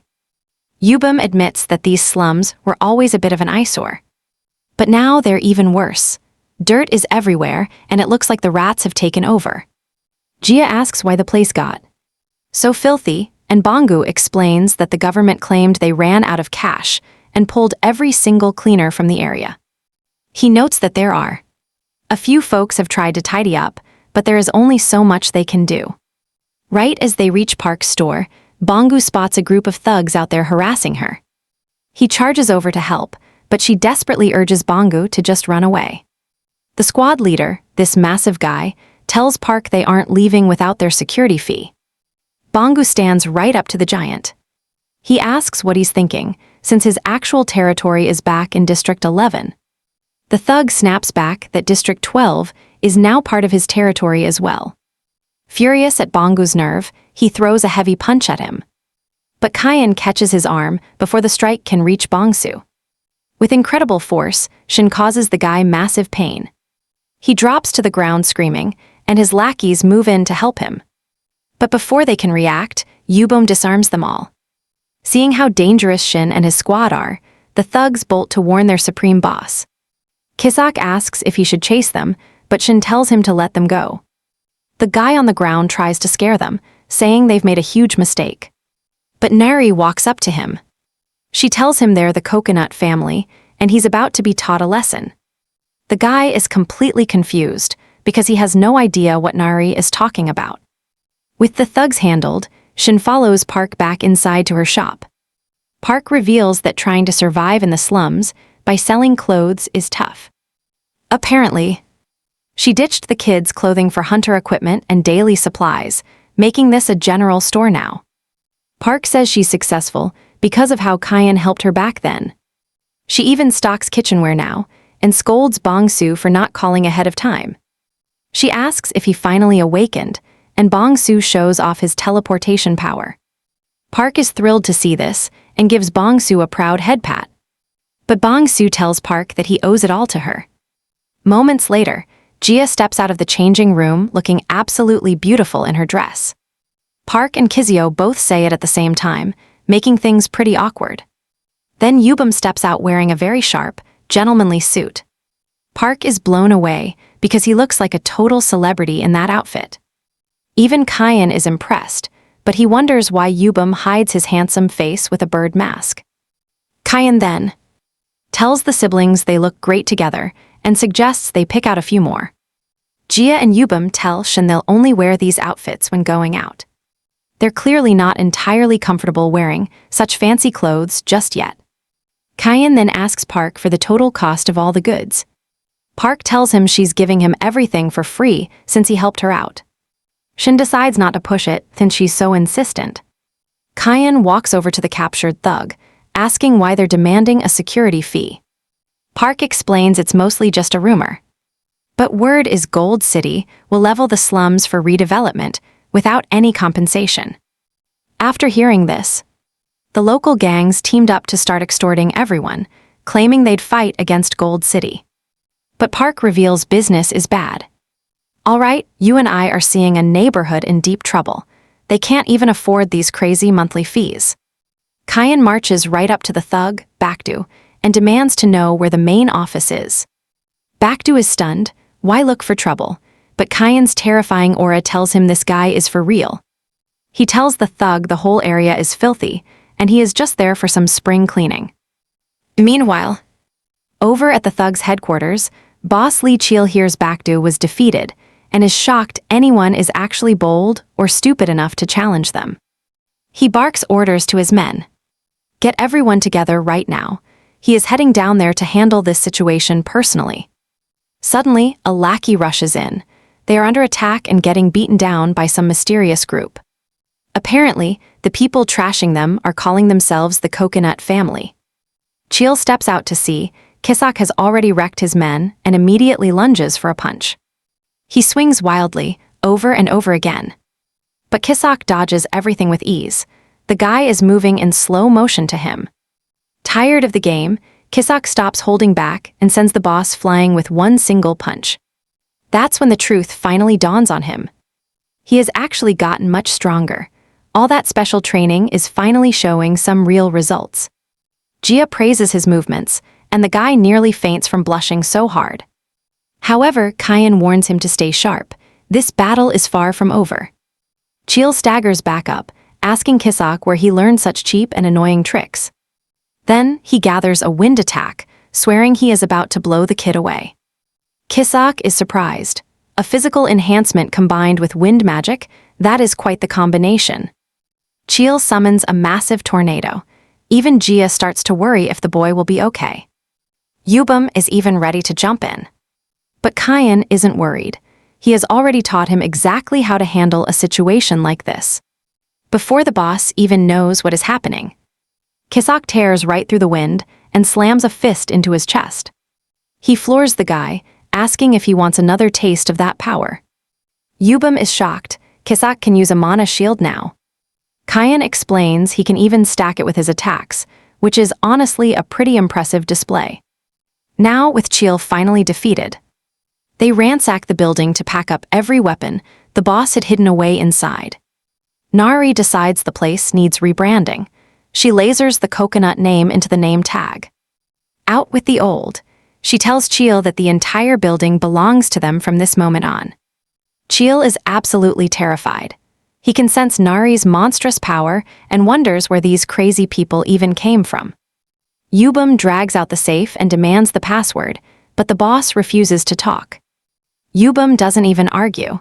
He just rips the steel door off like it is made of paper. Inside the safe is nothing but cash. Kyan teases the guy for having such a nice little nest egg. Yubum looks at Kyan. What are they going to do with Chil? If they let them go, they are just going to keep doing bad things. Kyan is disgusted. These guys were bleeding people dry while pretending to offer them protection. But Park reveals a funny truth. Since this gang took over, serious crime actually plummeted. In the past, things like robberies and murders used to happen every single day. But now, Chil's men hand out brutal punishment to anyone messing with their territory. They are simply protecting what they consider theirs. Truth is, these guys are actually more useful than the cops, who just sit around and watch. Kyan asks Chil straight up, what is his plan to keep Gold City from wiping out the slums? Chil admits they have only one real option. They need to increase their strength and fight back. According to him, the cops and the politicians are all in the same boat anyway. Chil reveals that a guy named Go tried to bribe him into causing massive security problems in the slums to push the redevelopment forward through bad press, but he turned the offer down. To make sure things stayed under control, he even started his own independent patrols to maintain security in the slums.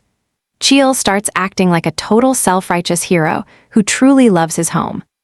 claiming there are still people like him who truly care about the slums.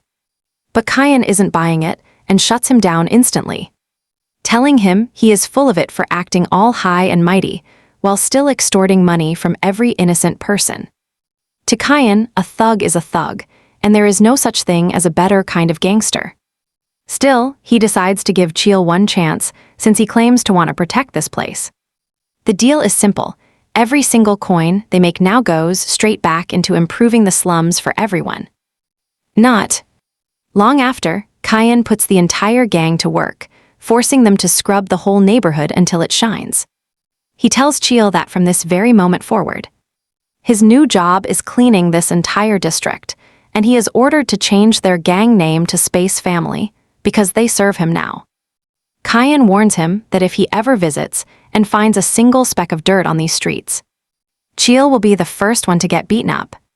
Some of the thugs can't believe their lives have been reduced to being janitors, but Chil shuts them up. They do exactly what they are told. Chil admits that Kyan might look young, but he is someone worth listening to and trusting with his life. Before long, the area is sparkling.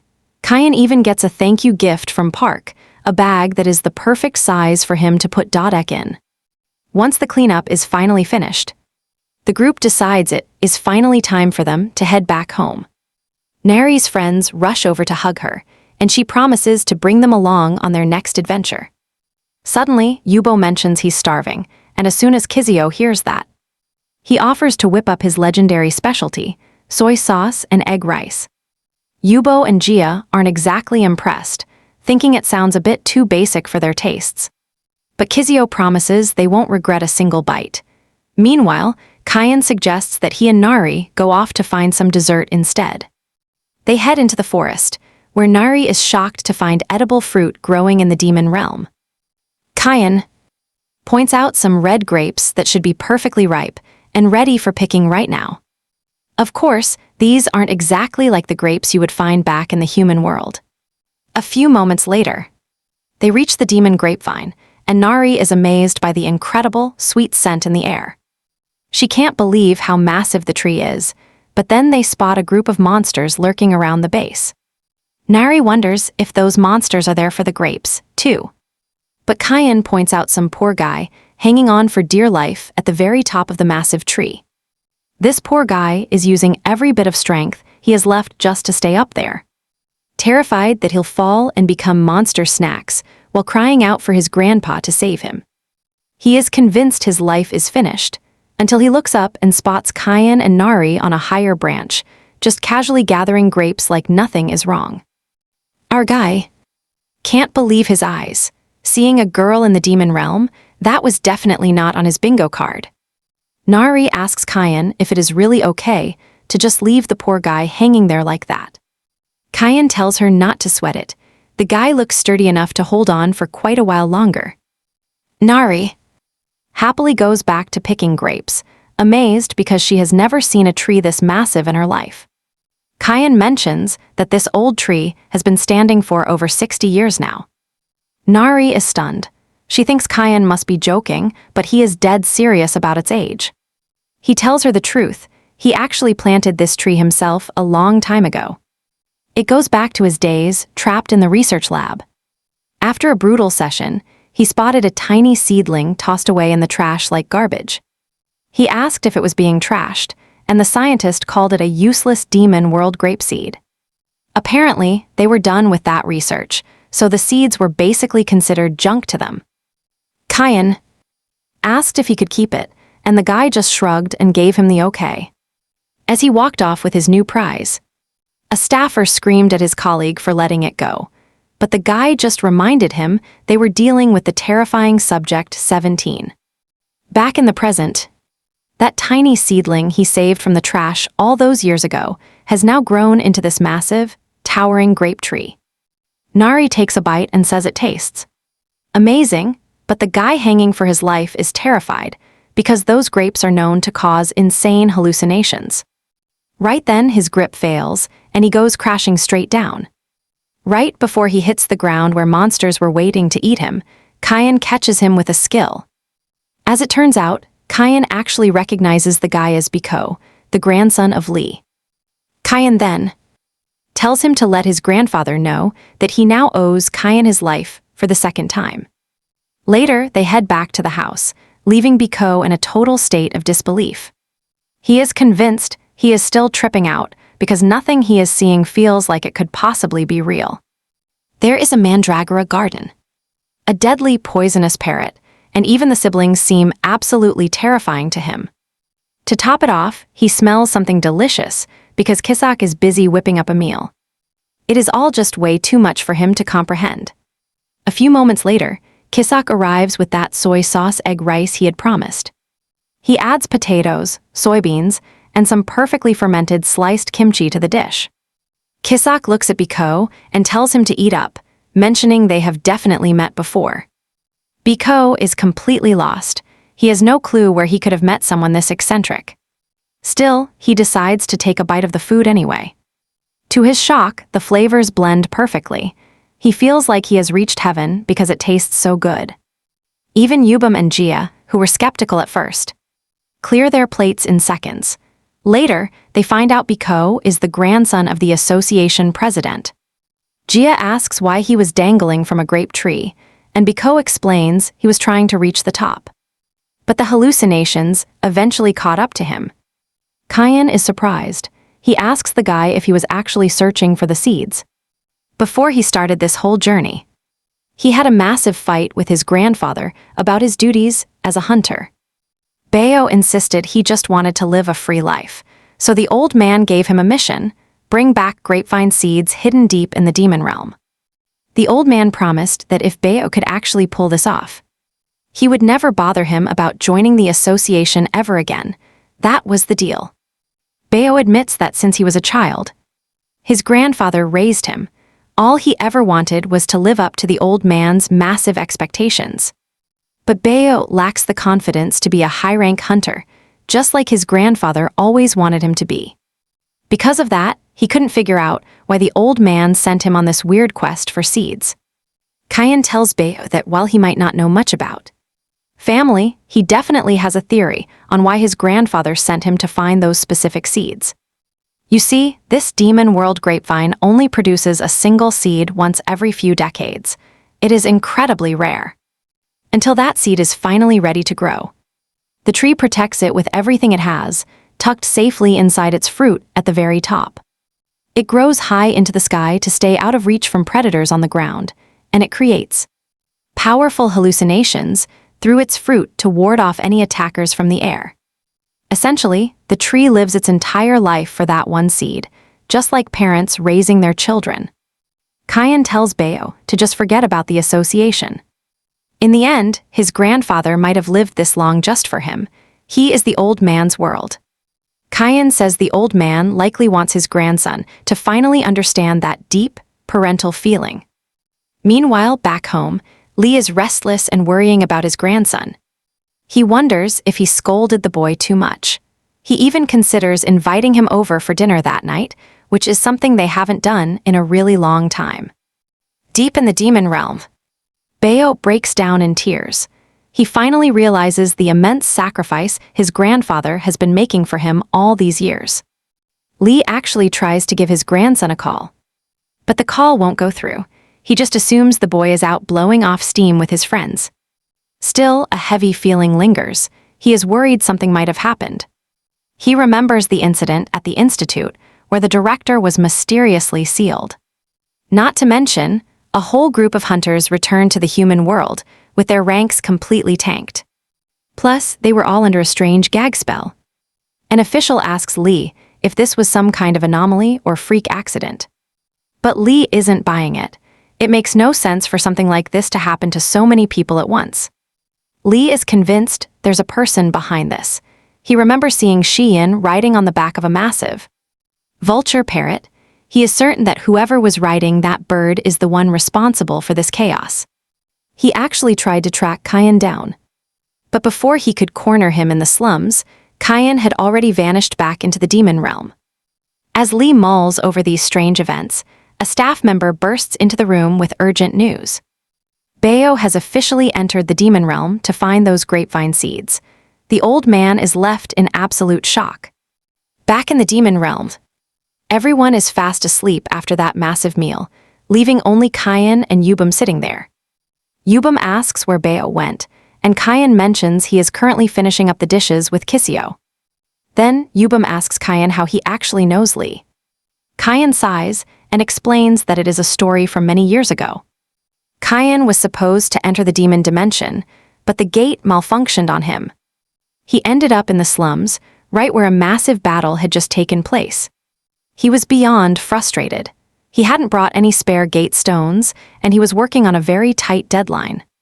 Just as he started looking for an exit, two monsters suddenly loomed over him. Just like the director before them, he seals these guys effortlessly. Turns out that gang was behind the slum destruction, so Kayan decides it is time to use his sealing technique on the main culprit. The moment he catches them, suddenly a voice rings out from beneath the rubble, crying for help. Kayan pulls the survivor out. Turns out it is a younger Lee. Lee admits he has been trapped there for 3 days and thanks Kayan profusely for saving his life. Lee hands over a card, identifying himself as the temporary chairman of the Hunters Association. He had just started this hunter group, though it was barely famous at the time. Lee explains he always wanted to support hunters like Kayan, who risk everything on the front lines. He came to help other hunters, only to end up in this desperate situation himself. As Lee keeps yapping about nothing, Kayan just stands there in dead silence. Lee promises to hook Kayan up with all the gear and supplies hunters need. Problem is, Kayan cannot exactly admit to this guy that he is not a hunter. Kayan tells him to get lost, since Lee clearly does not have a gate stone. Lee is genuinely shocked that Kayan has no problem just leaving him behind.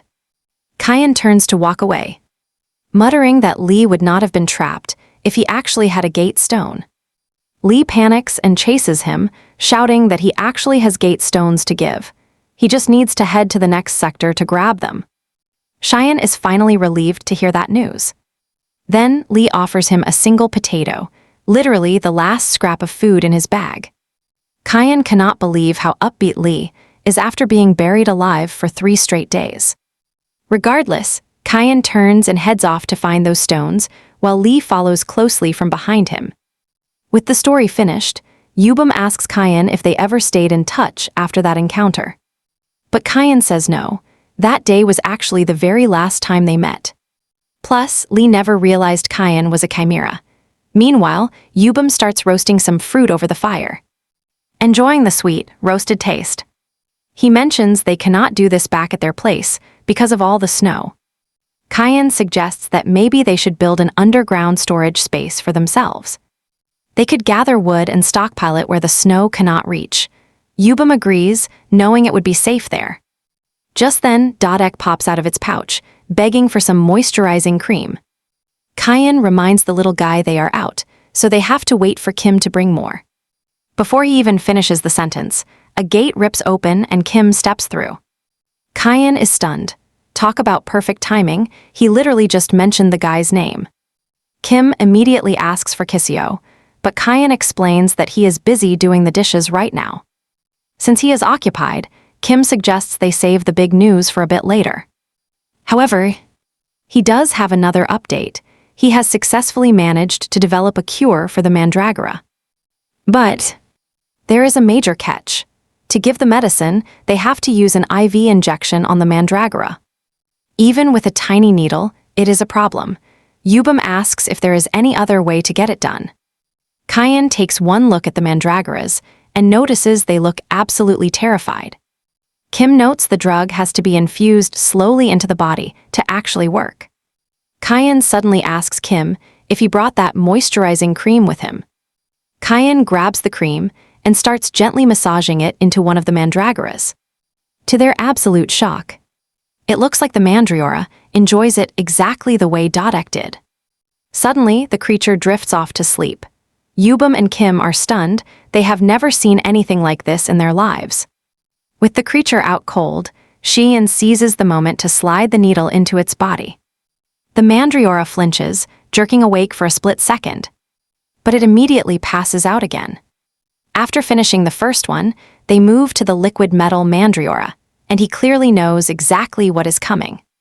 In record time, they successfully managed to set up the IV lines for both Mandrioras. Kim tells Kaeun that they just have to wait and monitor their progress now. Kaeun is in disbelief. He actually helped give an IV to a legendary Mandriora. He admits he would have rather been out fighting monsters instead. Yubum teases him, joking that since everyone is asleep, nobody saw his heroic skills. Suddenly, Kiziok arrives. Kim is ready to drop the shocking news he has been holding. He has done it. He actually developed a successful serum to cure hair loss. Kiziok freezes. The pot in his hand slips, crashing to the floor in absolute shock. Tears well up as he desperately asks Kim if he is serious about what he just said. Specifically, to create stories and translate them into other languages. So after having the translation and checking the translation in detail, and I gave this translation to our partner abroad to create audio and process the audio, we have an audio file like this as for the images. That appear in our videos are collected from Google Images, and we will only select images that fall under usage rights allowed for reuse and modification. We use Google's rights filtering tool according to the